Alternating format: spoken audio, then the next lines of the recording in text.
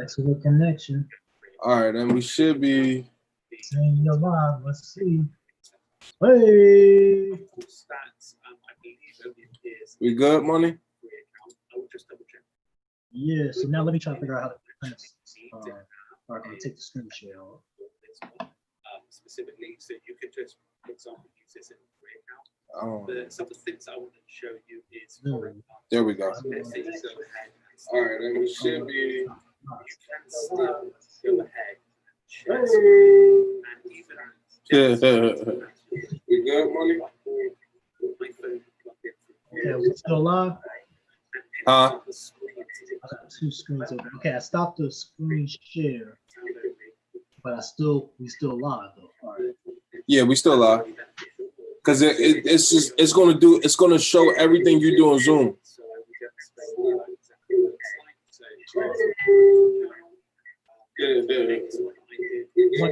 So it's showing the dominant screen, dominant speaker screen.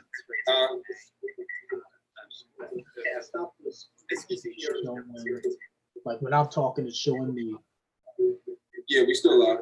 Because it's gonna show everything you do on Zoom. Your YouTube stream. Just turn the volume down. Hold on. It's showing the dominance. Okay, perfect. Oh yeah. So can you hear me all right? Yeah, I can hear you. I just gotta I just had to turn down the volume on YouTube. So okay.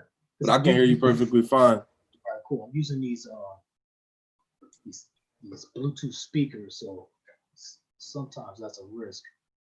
But these seem to be all right. All right, cool. Yeah, they seem to be fine. Yeah, I am going to get a camera soon. You gonna get a camera? Yeah. Yeah, that's what helped me up today. I was actually I went to Office Depot and I went to Walmart, but they didn't have any webcams. So I think I'm gonna try Target tomorrow and or Best Buy and see if I can grab one. I was gonna order it on Amazon, but I don't know if it's gonna be here in enough time for tomorrow's show. That's all right. I mean, I have a long-term view for this. This is going to be at least a weekly show, hopefully a couple times a week. Mm-hmm. Get on. I mean, it's about I'm going to introduce the show because this is going to stay on my YouTube. This is a live look. It's a daily call-in show. Right. Nightly call-in show. It's not going to be every night, but it's going to be at night. And it goes behind the tie. We're going between the lines of that Times New Roman resume that, has all your experience and everything that you do, all your fly education. We're going between that and behind the name tag, you got a heart. So we want to figure out we just want to hear what the people that are working, what are their stories? Right. Like we were talking about yesterday with McDonald's. Yeah, I want to hear about the founder. I also want to hear about the franchise operator. I want to hear about the night shift guy. I want to hear about the shift managers. I also want to hear the person that's hanging the fries out the drive-through window number 2. I want to hear about everything. Everyone's got stories, and no one's stories are more valuable than the other. I want to hear everything. We have a great mix just with our two personalities. Me as classic. I do have an entrepreneurial mindset, but I haven't taken the risk to call myself an entrepreneur. Right. So I'm an employee for most of my career. I'm still an employee during the day. That's why this is going to be a nightly show because your boys got to work. I'm meeting the white man in the morning. And got me till 6 p.m. Right. So, and then you're an entrepreneur. It sounds like your first. I mean, I'll let you tell stories even as we go on and on and on. But yeah, even the jobs that you had an entrepreneurial mindset. I'm in sales where a heavy part of my salary is based on commission, and a lot of people won't do that. So I think you probably came in the game in sales, right? Yeah, I came into the game on sales, man. I've never been one I don't, and this is not a cocky mindset on my behalf, but I don't want to be dictated to. You know what I mean? Like I feel like that I'm smart enough, I'm intelligible enough to learn, study, sharpen my skills, and learn a craft to be able to hold my own. I don't I don't I don't particularly like someone telling me when I can and can't go to the bathroom. Uh, I gotta ask for a break. You know what I mean? That's Right. not me. It's never been me. You know Right. what I mean? And when it was me out of necessity, it was one of the most hard feelings I ever felt in my life. You know, besides being paralyzed for 2.5 weeks after breaking my neck. You know what I mean? So I would never, and that's actually how I felt. I felt like I couldn't move. Like I feel like I can't breathe. I really feel I hyperventilate when I'm on a job like that, man. I really hyperventilate. It does something to me mentally and emotionally. Yeah. Um, so I just don't like that, man. I'd rather, you know, you live by the sword, you die by the sword. You know what I'm saying? If I'm going to die by the sword, I'd rather fall on my own. So, you know, that's just how I operate, how I think. Um, I am a team guy. Don't get me wrong. You know, I love working in teams, but I feel Yeah. like everybody. I feel like for me, I feel like everybody has a special ability. Everybody has that one or two, maybe three, four, five things that they're good at. You know what I mean? And those things you're good at, I might be better in something else. So for me, you know, there's no one higher. It's not this is mine and this is yours. It doesn't work like that for me. You have a set of skills that make you accountable to this team, that make you valuable to this team. I have a set of skills that make me valuable to this team. So if we put them together, we can supersede any expectations. We won't have any limitations. You know what I mean? And we can win. We can win. I feel like that, you know, minus egos, we can, you know, minus egos. And I think that's the first thing that anybody that has a great platform, a great opportunity to succeed. I think if they fail somewhere along the lines, in my experience, ego came into play. You know, somebody's ego, somebody pride, and like scriptures say, pride comes before the fall. Yeah. So, you know, I am a person, I sit all those things to the side. You know, we're a team. That's my partner. That's my buddy, that's my brother, that's my partner. And hey, he's good at this, I'm good at this. Together, we're great at this. You know what I'm saying? Like you can be good at a bunch of things, and I can be good at a bunch of things. And what makes a team so great is that not one person has to be great at anything. Everybody can just be good, but together we're great. Yeah. Yeah. So that, you know, there was a saying in a group that I was working with, says it wasn't made for superstars, but we have room for superstars. Like our platform wasn't made for superstars, but we have room for them. And what that means is that, you know, it doesn't take a great person. It doesn't take this mesmerizing individual to succeed. If you Right. have a bunch of, like I tell people, little money a bunch of times, rather a lot of money a little bit of times. And that's how I Yeah. operate. Yeah. Even even in owning my own businesses and being an entrepreneur, I feel like that's what carried me so long. Don't get me wrong, I've lost some things, you know, and I'll be more than happy to go into those stories, because those stories defined who I was. Those stories made me who I am today. You know what I mean? And Right. and through those losses and those experiences, I was able to sharpen myself up and pick myself up and keep going and keep moving. Yeah. Um, but you know, I think that mindset has got me to this point where I am at now. A little bit of money a lot of times versus a lot of money a little bit of times. Right. So Right. Um, yeah. I want to go back. You said a lot there. I want to go back to we were talking about teams, but even going back to that where you said when you when you had your 9 to 5 job, or there's times when you had to have your 9 to 5 job. So it yeah, sounds like yeah, you got into entrepreneurship.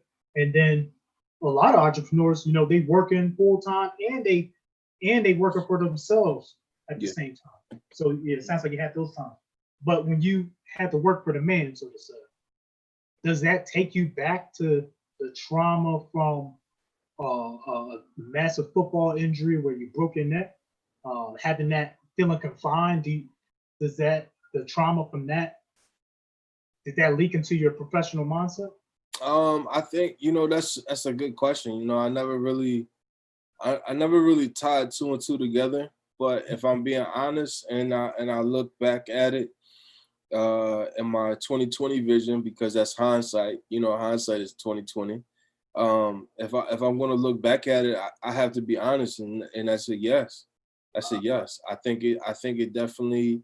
I think it definitely triggers a what we call a reactive mind in psychology. We call it reactive mind, and reactive mind. They are triggered by past traumas. The reactive mind is triggered by past traumas, And and there's no shame. There's no shame in anyone's trauma. yeah, And we all reacting to something. right. And what I might call trauma might be different than what you call trauma.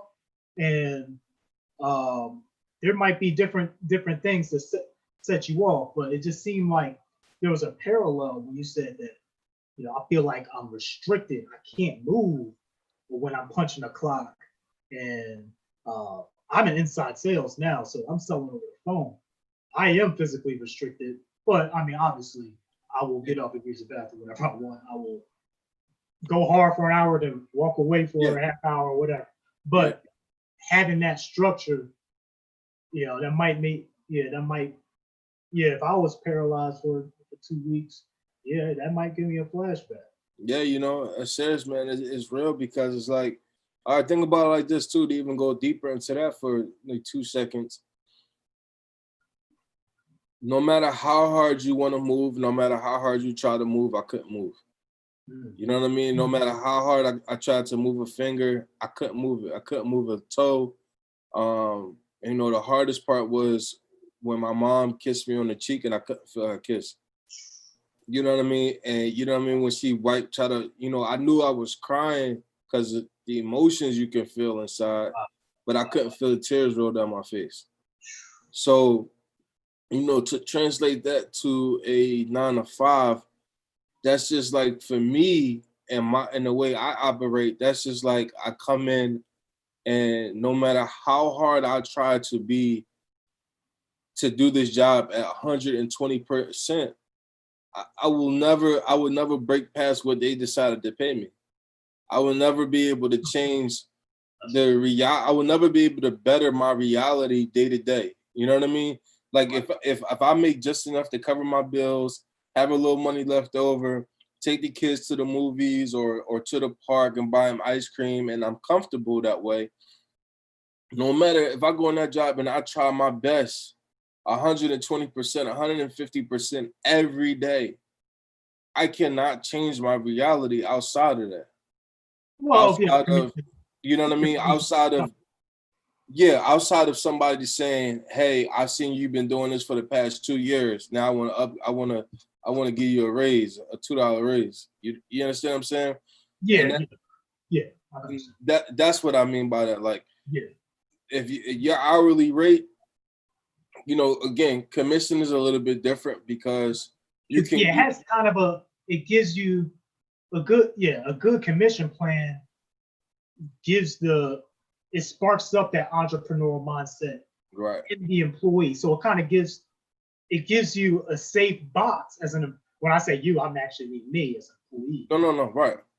It gives me the safe box so I can go nuts and I can go crazy, go 120%, 30% harder, and hopefully that gets my paycheck higher. Yeah. And then if I suck, my paycheck's gonna be lower at a base point. Right. But I guess for me, it's attractive, and maybe that's some kind of trauma inside of me, where I feel like I need that high floor, or I'm willing to give up the super high ceiling to make sure I don't drop too low. Okay. All right. Yeah. So, right. Okay. So for me, I've already felt like I've lost it all. At the age of 14, 15, I was 16 when that happened. I felt like I lost it all. Right. So, somebody asked me, well, what did it feel like to be paralyzed? I feel like I said it. It felt like being in a coffin, but you can just hear everything. Damn. I was on a stretcher for 2.5 weeks, bro. 2.5 weeks I was on a stretcher. What does it feel like? How is that like? Someone asked me. I'm like, it felt like you being dead, but you can hear everything. You can't interact with folks, part of the nerves damage that I had suffered at that time, it affected my speech. So it was slurred. So, it was hard. I didn't want to talk. So I kind of retracted and speaking because I just didn't want to hear myself sound like that, So, I feel like I've lost it all. You're talking to a person mentally that feels like, you know what I mean? I'm not going to say what worse can happen because it always can be worse. You know what I mean? No matter what you're going through, somebody's going through something worse. You know what I mean? But as far as the mentality in me and how I operate, I feel like I've been down. I know what it's like to have nothing. We grew up in a neighborhood where we were constantly reminded every day how unsuccessful my family, how rich my family was not. You know what I mean? I grew. Okay, I kind of see what you're saying. So for people that don't know, we grew up in an area. We went to high school in an area of Collegeville, Pennsylvania. Ironically, the same town that Graterford Prison is in. Right. Yeah. So within earshot, we could hear prison sirens, whatever's going on there. But a lot of the kids we were with were in higher tax brackets. Their parents were in higher tax brackets, and quite a few upper class folks, upper middle class, and then they have a spectrum of people. Right. There's quite a bit of money in that school district. But yeah, go ahead. Yeah. And what I'm doing right now, I'm just going to let people on Facebook know that we're on. They might not get it right now, but that's fine. Yeah, so growing up in that area and growing up in that environment, I am very thankful for it because it allowed me to see the best of both worlds. Coming from Philadelphia, where I moved from initially, and then still, when I first moved to Collegeville, I was still going to school in Philadelphia. I was traveling. Me, my mom, my sister, we would travel every day all the way back to Philadelphia from Collegeville. And for those that don't know, it's almost about an hour drive or longer during rush hour traffic. So we would get up early in the morning. I still was going to school in Philadelphia before I even transferred to our school. Okay. You know what I mean? So what that allowed me to do, and still, going to see my family on the weekends or during the summers, it allowed me to see a duality in life that had we not moved out in that area, I would have never seen anything like that. I would have never known that life for a person my age could be, that smooth, that sweet, that amazing, that cool, having a school that looks like a college campus. Yeah. Our schools in Philadelphia look like a prison. They look like detention centers. Right. We was actually able to walk outside to go to class when they redid this. You know what I mean? Right. They had a little courtyard. That was we didn't have nothing like that. We had nothing like we had school cops and police. In the office, that was the cakeest job. Yeah, right. Since we talk about jobs, that had to be the cakeest job in the world. Yeah. So jobs, job-wise, my mom in that area, of course, in that area, now that motivates you to have to work. And so when I was in high school, I got a job working at, the first job I got a job working at Wendy's. I worked there for 2 weeks and then that was it. Okay. I didn't know that. Yeah, I worked at Wendy's. I didn't hear about that. Yeah, 2 weeks, that was it. That was a wrap. That didn't work any longer. I did get a job after that in high school when I worked at Arnold's. Now I had fun at Arnold's, and that's because, you know, I like to drive the go-karts, and you know what I mean? That was like a high school kind of job. It was fun. It was what, the summertime, or was it just Yeah, summertime, and then I worked during the school time too. But then again, I still felt stuck because there was things that I wanted to do in my life that I could, but having a job, it hindered me from, like, working out, going to sports, and doing extra activities and stuff like that. I couldn't do it because I had to work. It was a football summer. It was a camp in Syracuse that I had got invited to. I had got invited to play, to go to this camp in Syracuse University. And I couldn't go because I had to work. Now, of course, you know, mom said, you know, go ahead, take off and go and stuff like that. But I wasn't going, because coming up the way we did, with me having a little bit of money in my pocket, it helped my mom. You know, that was less stress on her, or I could give my sister a couple of dollars, or I had a couple of dollars, or, you know, it was just less stress all the way around the board. You know, and that's how we grew up. We grew up like, hey, one have it, we all have it. So it was nothing for my mom to say, hey, Tyler, you know, let me get a couple dollars out this check, or let me get this check. You know what I mean? All right, here, mom, no problem. Like, we got to support each other. Seeing everybody else and their parents working from home, and they don't have to work, and they got cars, and, you know, we had a school. And for those that don't know, we had a school whose student parking lot was bigger than the teacher parking lot.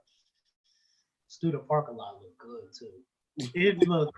I would run the Perkiomen Valley School parking lot over most small businesses or medium-sized businesses parking lot, especially if it's a job with a bunch of entry-level people. Yeah. The TV school parking lot is way better. Yeah, way better. Car for car. Car for car. Absolutely, car for car. You talking about BMWs? You talking about Infiniti? Yeah. You know what I'm saying? Audis. You know, Audis, and that was like everybody's car. Audis over there. You know what I mean? Passats, and Yeah. you know, my mom had a Sundance. Like, you know, she had a Sundance. I wouldn't park my car right now. She had a Chevy Luna. That's what we got around. The Chevy Luna. Classic, you know. So look, man, I got to the point where I had to feel like, where I seen the duality of life. I seen what it looked like going over certain friends' house, and what it looks like to have a parent making 6 figures, maybe 7 figures. Mm-hmm. I've seen that kind of life. I've seen in the same week what it looked like to have a parent making $15,000 a year. Mm-hmm. You know, maybe $20,000 a year. You know, I've lived off of my lifetime. I've lived off of only making $16,000 a year. Mm-hmm. I don't know. I look back at it now. I don't know how in the heck I made that happen.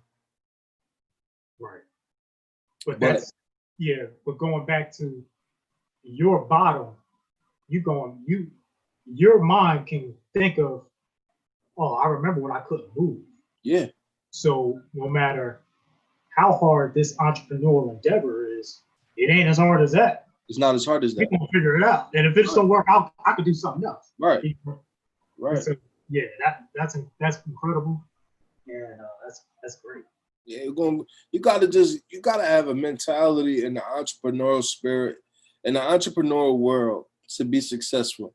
You have to have a mentality that, look, as long as I got breath in my body, I wake up and I'm gonna figure it out. I'm gonna figure it out. And this is my message to entrepreneurs and people that are striving and aspiring to be entrepreneurs one day. Do not let anyone ever tell you you're doing too much. Don't let anyone ever tell you, are you doing this now? You doing this? You doing that now? Well, won't you pick one thing and just stick with that? Don't let anyone ever tell you that. If they tell you that, they don't understand what it's like to be an entrepreneur. One, they either tried it and was unsuccessful, or two, they never tried it. That's what it is. Yeah, that's what it is. They tried to sell their little Mary Kay. Right. And You know, it didn't work out. It Nobody didn't came work. to the party. They Right, bought their $300 startup kit. right. They just end up using them themselves, and they say, "Oh no, baby, don't do that." Yeah, don't do that. Don't let nobody Another dictate. awesome? Yeah, Yeah, listen, come on. don't, because Get yourself there's a been real job. yeah, right. You know, I'm serious. Get yourself a real job. Go and get you a 9 to 5. Go get you a real job. What's a real job? Yeah. I mean, listen. Or that's a multi-level marketing scheme. That's a scheme. Multi-level. First of all, I'm gonna say my first point that I want to say. There's been multiple times in my life, had I only did one thing, I would have lost everything. It was multiple times in my life because I did multiple different things. When A failed, C was winning. And when C failed, B was winning.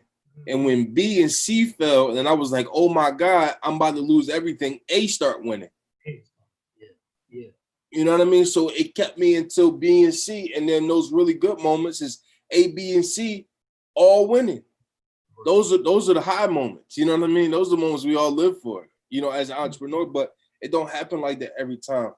But don't ever let, like, you know, opportunities like Mary Kay, or opportunities like Primerica, opportunities like But you say Primerica? yeah, Okay. Primerica, like opportunities like that, man. Those are really great opportunities. Those are opportunities to sharpen your entrepreneurial skills. You know, especially even if you've been at this for some time, there's so much to learn in those areas. There's so many different ways to manage your time, so many different people you meet, networking and relationships you'll meet along the way. It's not even about money all the time. You know, those are great opportunities to sharpen your teeth up as an entrepreneur, because they force you to go and work. And don't let everybody say, oh, that's a multi-level marketing scheme. Look, every company in this world recruits. Every company in this world recruits. Yeah. JJ Wentworth recruits, McDonald's recruits, Burger King recruits, Target, Walmart recruits. They say, hey, come on, we hiring, come check us out. Interview, hey, you want an application? Come check us out, come check us out. We got the best benefits. You know what I'm saying? We got the best benefits. We got college benefits. We got healthcare. UPS recruit, you know, and guess what? And when you go in, you're going to work underneath somebody. Because when you go in, this person that recruited you, you're going to get recruited. And then you're going to go in, you're going to work underneath a manager, right? And that manager works underneath a district manager. And that district manager works under a regional manager. And that regional manager works under a regional president. And that regional president works under a vice president. And that vice president works under a president. And that president works underneath the CFO. And that CFO works underneath the CEO. It just keeps going. So my whole point of that is when you have opportunities like, so this person's going to bring me in and then I work underneath this person. And then I got to get people underneath of me. Right.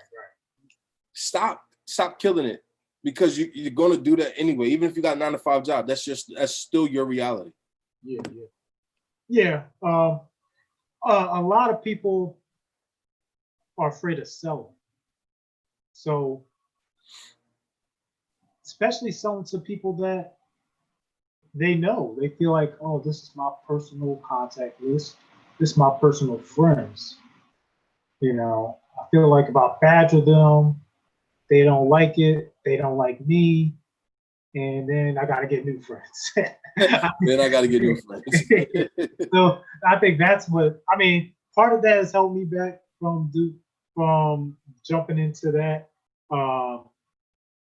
So I was like, you know what? I can sell in my safe zone, which I brought up before, selling to strangers. And that way, if they don't like me, I'll have to get new friends. Mm-hmm. But yeah, you also get that nice base salary. But I will say, I have made the most money with the job on 100% commission. Oh yeah. I sold home security systems for ADT. while I was in Ohio, and I made in an area where Ohio compared to Philadelphia, Cincinnati, Ohio compared to Philadelphia. So I'm sure people have a lot more money to spend, and Right. people are making higher wages in the Philadelphia region. Right. So I was expecting to make lower, deal with people pitching me lower wages and stuff. Right. But getting in that opportunity, man, I made way more money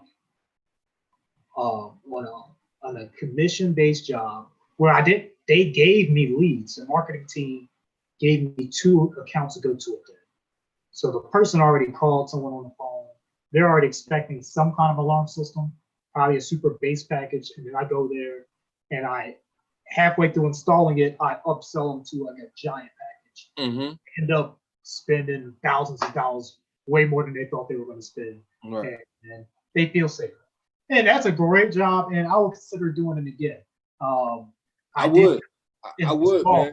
I had to install, so I had a health issue where I was in the hospital laid up for about a month, and that took me out the game with that. But 100% commission opportunities.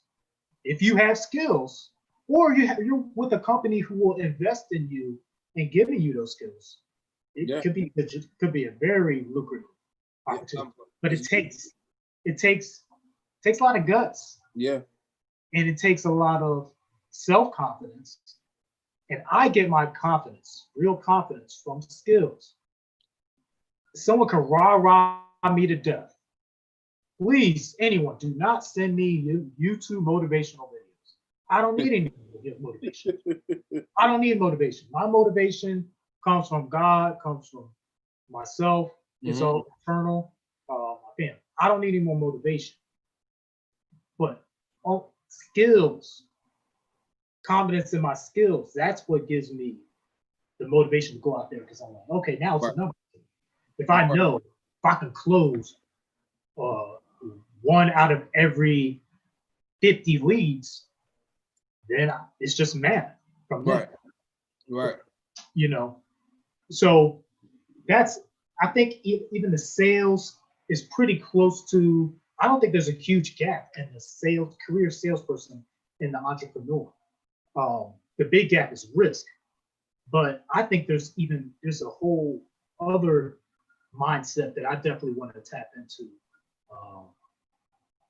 I did post a tap into as we talk. So this is going to be an interview show. It's not just going to be me and Tyrone talking.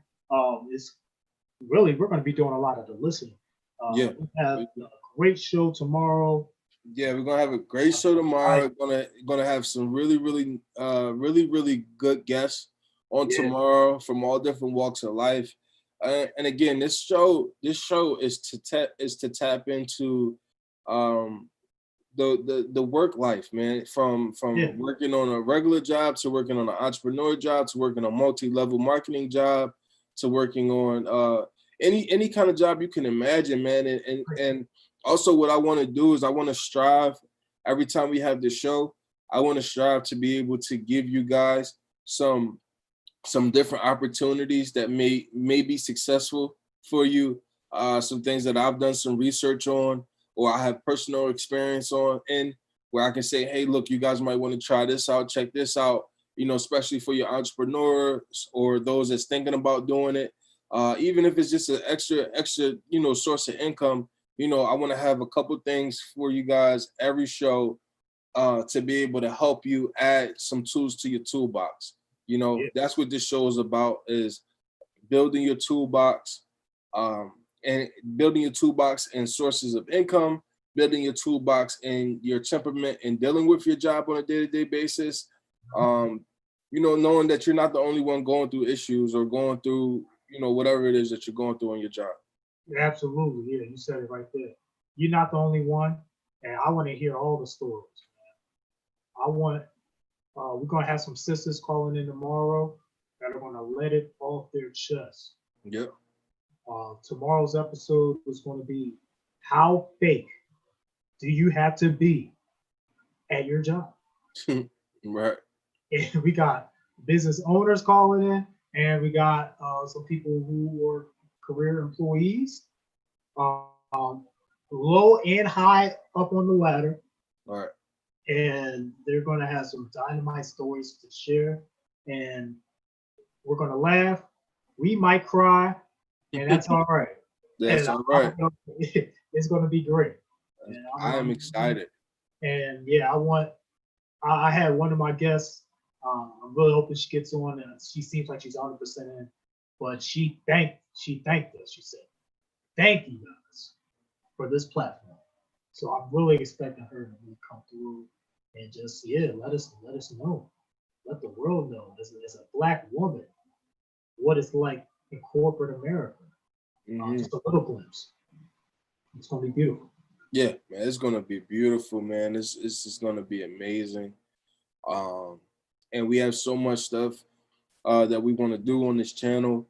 I know, personally speaking, you know, I'm going to be striving to have some giveaways for you guys. This channel is a source of strength, a source of inspiration, a source of faith. Anything that you can possibly imagine that you need on a daily basis, getting up, working, getting up, providing for a family. You're gonna find some part of that on this show, and I'm excited for everything that it is that we can do, and that we're gonna accomplish. For sure. All right, man. Well, I think the people are excited. We figured out this live thing. So if you suffered through the first few minutes of this video, I thank you. Hopefully you were entertained. Hopefully you were enlightened. One or the other or both. We'll hope both. So, any final words, Ron? Hey man, tune in tomorrow. Don't be late. Big bro, what time we're gonna do the official start show tomorrow? 9 p.m. Eastern. We're gonna start getting flyers ready. Okay, 9 p.m. Eastern. Tune in. You know what I mean? It's gonna be a blast. We're gonna have really good people come through, like we said already. And I am super ecstatic. I'd rather be doing this show with no one else but my main man you see right there in the screen. Again, elbow grease is going to be, it's going to be a blast. All right, let me get out of here. I got to get up and meet that white man early in the morning. All right, brother. Peace out, family.